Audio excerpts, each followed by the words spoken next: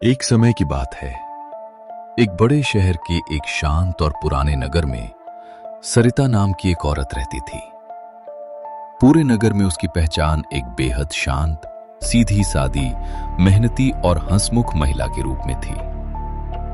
सुबह से शाम तक वो अपने घर का सारा काम करती, पड़ोसियों की मदद करती, बच्चों से प्यार से बातें करती और हर किसी से इतने आत्मीय और लंबे समय तक बातचीत करती कि पूरे नगर का कोई भी इंसान उस पर जरा भी शक नहीं करता था। लोग अक्सर कहते थे, सरिता जैसी अच्छी औरत पूरे नगर में दूसरी कोई नहीं है।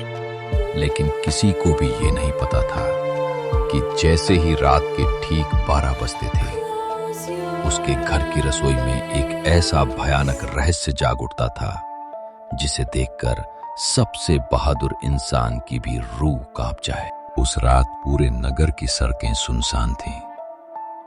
स्ट्रीट लाइटों की पीली रोशनी वीरान गलियों में फैल रही थी। दूर कहीं कुत्तों के भौंकने की आवाजें गूंज रही थीं और तेज हवा खिड़कियों को हिलाकर अजीब अजीब आवाजें पैदा कर रही थी।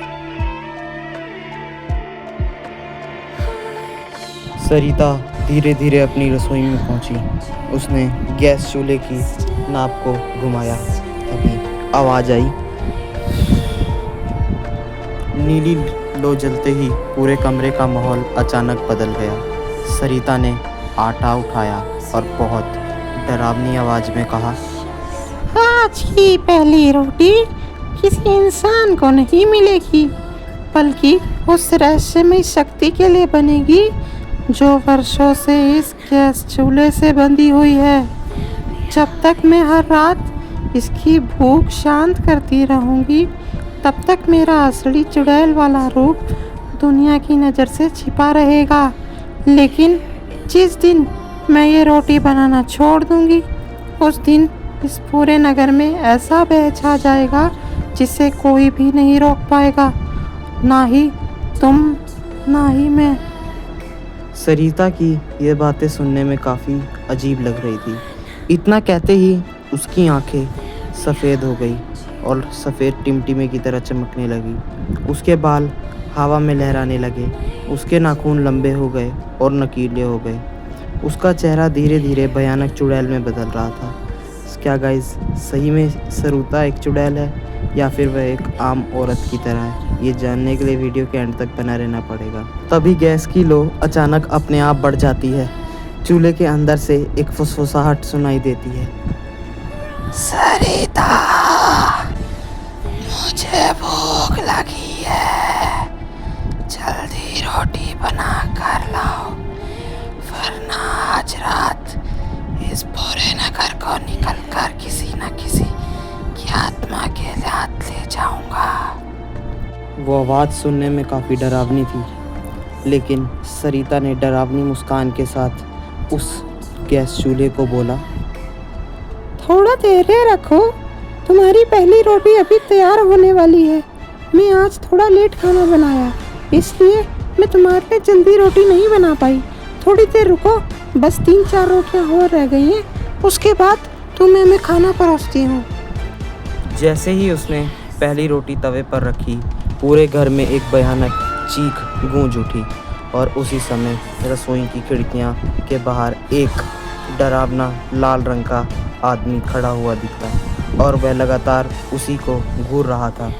वह भयानक आदमी अभी भी सरिता को खिड़की के बाहर से घूर रहा था, मानो कि पूरे घर के अंदर चीख की आवाज़ बंद ही हो गई। लेकिन उसके बाद रसोई में एक ऐसा सन्नाटा छा गया कि गैस की जलती हुई लो हल्की सी आवाज़ करने पर भी फुसफुसाहट जैसी सुनाई देने लगी। सरिता ने पीछे मुड़कर देखा, क्योंकि उसे महसूस हो चुका था कि आज रात उसके घर कोई साधारण इंसान नहीं, बल्कि कोई ऐसी रहस्यमय शक्ति खड़ी है जो कई वर्षों से इस भयानक से रहस्य का जानने पर इंतजार कर रही थी। खिड़की के बाहर का जो काला साया था वह धीरे धीरे हिलने लगा। उसकी आंखें चमकने लगी, लगातार सरिता को घूर ही रहा था।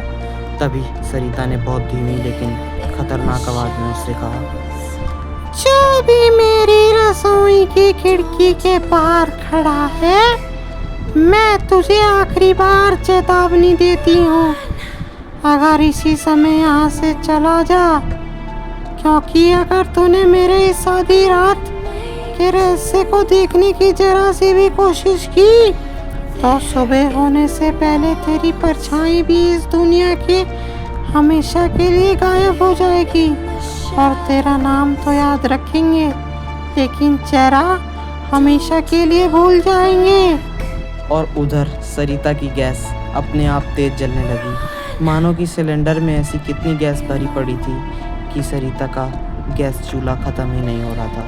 फिर बाहर से आती है एक डरावनी आवाज़, सरिता, मैं तुझे कई वर्षों से देख रहा हूँ। दिन में तो तू एक साधारण औरत बनकर पूरे नगर के लोगों का भरोसा जीतती है, लेकिन हर रात इस गैस चूल्हे के सामने खड़ी होकर उस भयानक शक्तियों को रोटी खिलाती है।